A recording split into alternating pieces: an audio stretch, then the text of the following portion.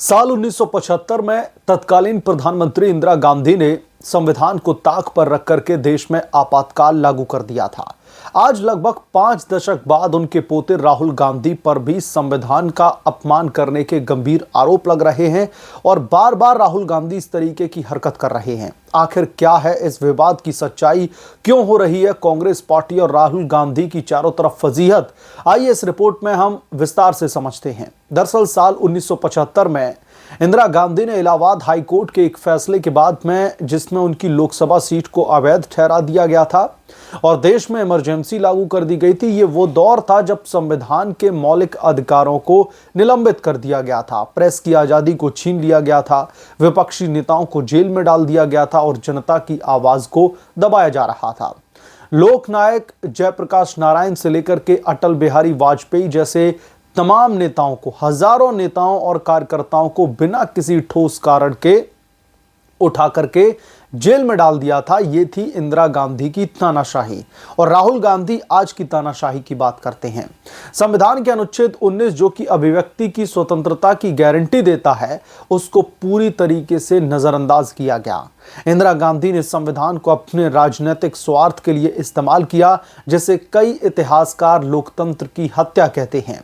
42वें संविधान संशोधन के जरिए इंदिरा सरकार ने संसद को असीमित शक्तियां दे दी, जिससे संविधान की मूल भावना को ठेस पहुंची।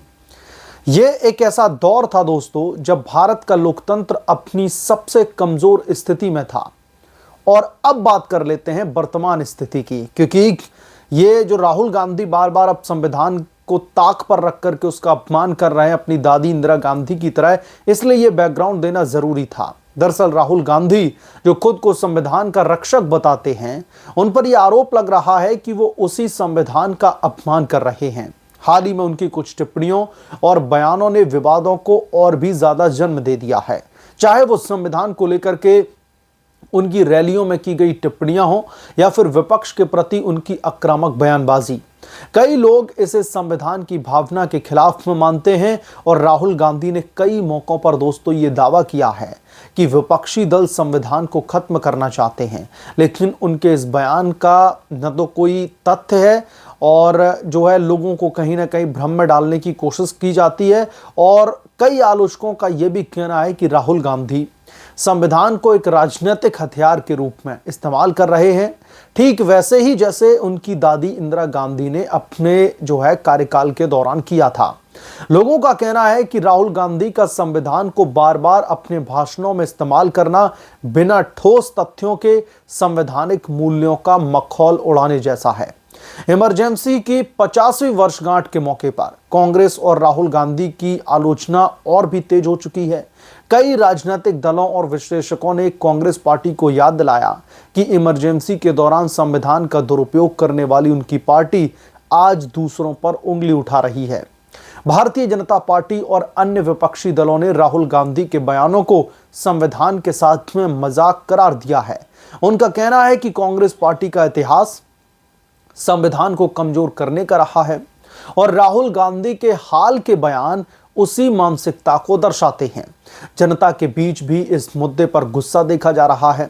सोशल मीडिया पर लोग कह रहे हैं कि कांग्रेस पार्टी को पहले अपने गिरेबान में झांकना चाहिए। दरअसल एक यूजर ने लिखा है कि इमरजेंसी में संविधान को कुचलने वाली कांग्रेस और आज संविधान की रक्षा की बात करती है। जब राहुल गांधी वो एक लाल प्रति हाथ में लेकर के घूमते हैं, उसकी जो है लेकर के कई दुहाइयां देते हैं। कई लोग तो कहते हैं ये दरअसल संविधान की प्रति ही नहीं है, वो काफी हास्यास्पद है। दोस्तों, संविधान किसी भी देश की आत्मा होता है। भारत का संविधान न केवल हमें अधिकार देता है बल्कि हमें एकजुट रखने का भी काम करता है, लेकिन जब इसे राजनीतिक हथियार बनाया जाता है तो ये लोकतंत्र के लिए खतरा बन जाता है। इंदिरा गांधी ने इमरजेंसी के दौरान संविधान को कमजोर किया और आज राहुल गांधी के बयानों से एक बार फिर से संविधान की गरिमा पर सवाल उठ खड़े हो रहे हैं। राहुल गांधी संविधान को अपना राजनीतिक हथियार इस कदर बनाना चाहते हैं। राहुल गांधी संविधान को अपनी राजनीतिक फायदे के लिए इस तरह यूज करना चाहते हैं, जो वाकई में बहुत ही ज्यादा कायरता भरा एक कदम है। अक्सर राहुल गांधी आपको संविधान की एक लाल कलर की वो प्रति अपने भाषणों में लहराते हुए दिख जाएंगे। अक्सर पूरी की पूरी कांग्रेस पार्टी इस देश में अघोषित आपातकाल का जिक्र करती रहती है। मेरा सवाल यह है कि जब साल 1975 में इंदिरा गांधी ने आपातकाल घोषित किया था, उसकी हमें वजह समझने की जरूरत है। जो कांग्रेस पार्टी आज की मोदी सरकार को तानाशाहों की सरकार बताती है, जो संविधान की हत्या करने वालों की सरकार बताती है, हमें यह समझने की जरूरत है कि इंदिरा गांधी ने सिर्फ और सिर्फ अपना ईगो सेटिस्फाइड करने के लिए पूरे के पूरे देश को आपातकाल जैसी स्थिति में ढकेल दिया।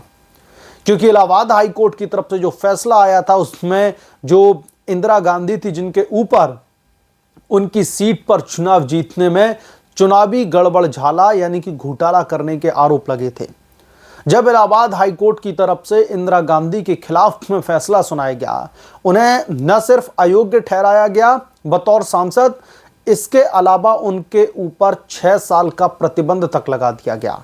यानी कि 6 साल तक इंदिरा गांधी चुनाव ही नहीं लड़ सकती। तो ऐसे में इंदिरा गांधी ने कई सारी कोशिशें की। मैंने इस पर प्रॉपर एक डिटेल्ड 25 से 30 मिनट की रिपोर्ट बनाई है, मैं उसका लिंक डिस्क्रिप्शन में डाल दूंगा। आपसे गुजारिश करूंगा कि उसे आप देखें ज़रूर। तो इंदिरा गांधी ने संविधान को लेकर के जिस तरीके की जो है पूरी की पूरी पटकथा रची थी, वो वाकई में बहुत ही ज़्यादा दुर्भाग्यपूर्ण है। इलाहाबाद हाईकोर्ट के जज के तक को खरीदने की कोशिश की गई, उन्हें रिश्वत देने तक की कोशिश की गई थी कि कैसे भी करके ये फैसला इंदिरा गांधी के हक में आ जाए। तो सिर्फ और सिर्फ अपने ईगो को सेटिस्फाई करने के लिए, सिर्फ और सिर्फ अपनी नाक ऊंची रखने के लिए इंदिरा गांधी ने पूरे देश में इमरजेंसी घोषित कर दी। न सिर्फ इमरजेंसी घोषित करी, जितने भी फंडामेंटल राइट्स हमारे कॉन्स्टिट्यूशन के जरिए हमें मिलते हैं, उन सबको ताक पर रखा गया। चाहे फिर वो freedom of speech of expression हो या फिर फ्रीडम ऑफ प्रेस हो। जो उस समय का जो मीडिया था, जो आज राहुल गांधी ये कहते हुए दिखाई देते हैं, खास करके कांग्रेसी गोदी मीडिया कर करके उसको जिक्र करते हैं कि मोदी के इशारे पर सब कुछ चल रहा है। मीडिया वही दिखाती है जो मोदी चाहते हैं। कांग्रेस पार्टी शायद उस दौर पर दरअसल पर्दा डालना चाहती है जब कांग्रेस पार्टी ने देश की मीडिया को घुटनों पर चलने पर मजबूर कर दिया था। आपातकाल की चपेट में freedom of press, freedom of speech and expression को ऐसा लपेटा कि पूरे देश की आवाज को बिल्कुल दबा दिया। क्यों? क्योंकि सत्ता पर काबिज गांधी परिवार रहना चाहता था। इलाहाबाद हाई कोर्ट ने यह हिमाकत कर दी थी कि इंदिरा गांधी के खिलाफ में फैसला सुना दिया। इंदिरा गांधी को एक तरीके से 6 साल तक के लिए उनके ऊपर प्रतिबंध लगा दिया, क्योंकि उन्होंने गड़बड़ झाला किया इलेक्शन में। उन्हें दरअसल चुनाव लड़ने का अधिकार नहीं है, वो चुनाव नहीं लड़ सकते। सिर्फ और सिर्फ इस वजह से इलाहाबाद हाई कोर्ट को कहीं ना कहीं, अगर मैं ये कहूं कि इलाहाबाद हाई कोर्ट के जज को कहीं ना कहीं तामस में आकर के उन्हें उनकी जगह दिखाने की कोशिश की गई थी गांधी परिवार की तरफ से। इंदिरा गांधी का यह फैसला इस देश के लिए एक काला दिवस है और जिसे भारतीय जनता पार्टी मना रही है। आज की डेट में भाजपा के कई बड़े दिग्गज नेता कांग्रेस पार्टी पर चौतरफा हमला कर रहे हैं। कांग्रेस पार्टी को जमकर के जो है लताड़ा जा रहा है कि उस समय पूरे देश को आपातकाल की स्थिति में झोंकने वाली कांग्रेस पार्टी आज देश के संविधान को बचाने की बात कर रही है। यानी कि उसी संविधान की हत्या दादी इंदिरा गांधी ने करी और आज उन्हीं के पोते राहुल गांधी उस संविधान की रक्षा की बात कर रहे हैं। ये ऐसा एक राजनीतिक परपंच है कांग्रेस पार्टी का, जो दरअसल इस देश की आम जनता को हजम होता नहीं दिख रहा। मसलन आप क्या सोचते हैं इस बारे में? आपकी क्या राय है? कमेंट करके जरूर बताएं।